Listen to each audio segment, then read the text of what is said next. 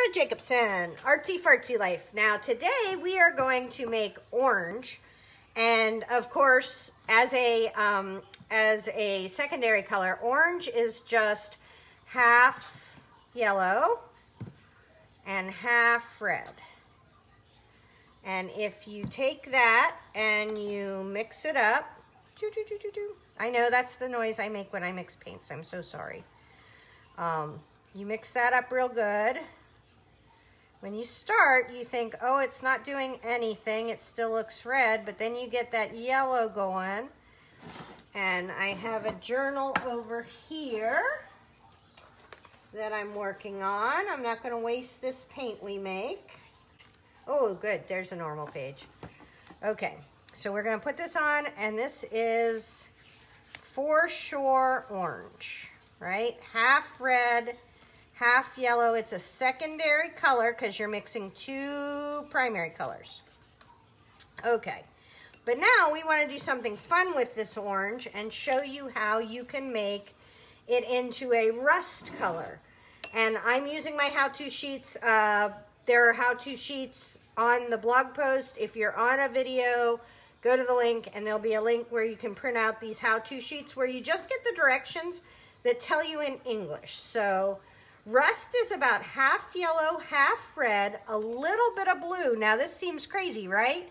You would never think there would be blue and orange, but wait until you see it.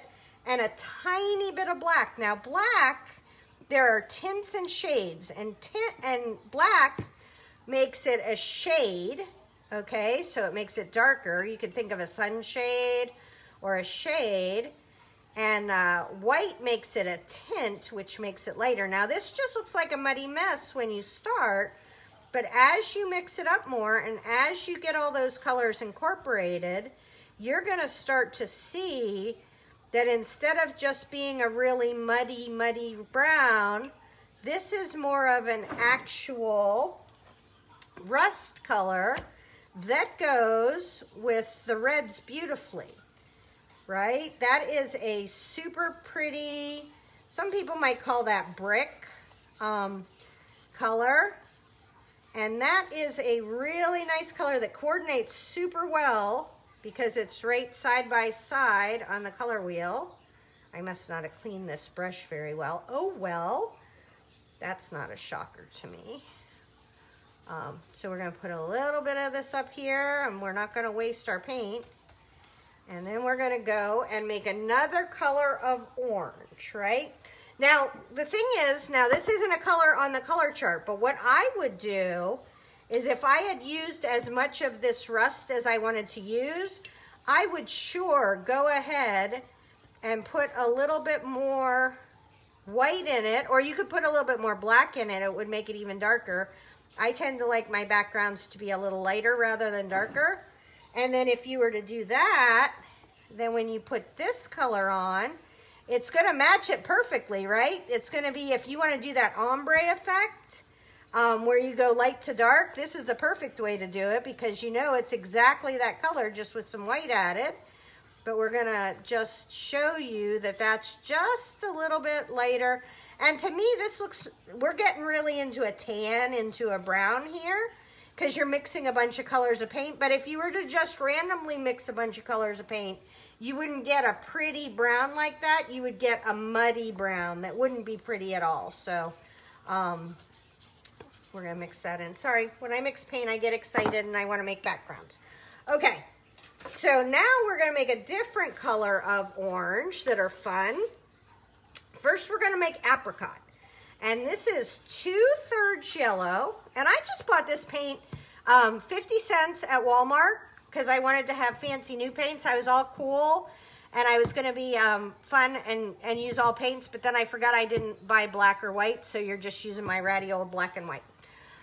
So the nice thing about learning to mix paints is if you do that, then you literally only have to have 3 colors of paint and then black and white, and you can make any color in the rainbow, which is awesome.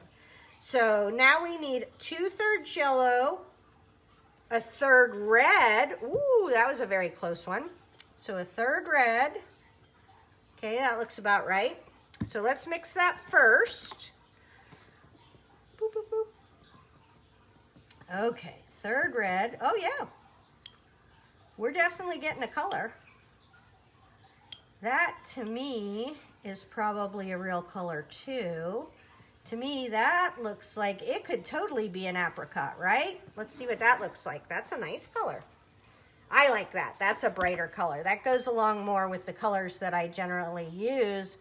Yeah, I can see why this isn't quite apricot because it's still very, very orange. This is my tabs journal, so we kind of have to scooch around all my tabs.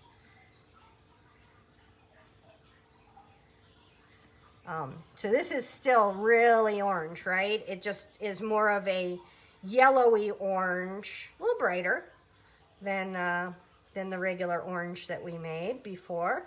And now they say for apricot, we need to put a tiny bit of blue. Now this is where everybody freaks out because it seems like there is no way you should ever put any blue in a color to make orange, but what you'll find is when you start mixing paints, you get a really good feeling for what's going to work, okay? And this to me feels like I got way too much blue in there, so we're just gonna add more yellow. Darn it, I'm gonna have to paint more backgrounds. Can you tell I'm totally fine with that? All right. So now let's get this back more into the orange family. Yeah, see, we can already see it's turning back into orange. There we go. And that is more of an apricot color. Let's see what we get on the paper. There we go. Woo, that's a pretty color. And then if we wanted it to be even light, are we making something else? We are making something else. If we wanted it to be even lighter, we could make it with goldenrod, right? We could, or excuse me, we could put white in here and make it more of a more of a light apricot color. That's a pretty color. When you see that, when it's drying, it is lightening up. All paint gets lighter when it dries. But we're gonna see if we can make this goldenrod. So mostly yellow, a bit of red, half black, and a pinch of blue. So we don't have any black in here, so we're gonna put a pinch of, we're gonna put some black in here. And then they said the color of goldenrod is mostly yellow. Okay, so we have a lot of other colors right now.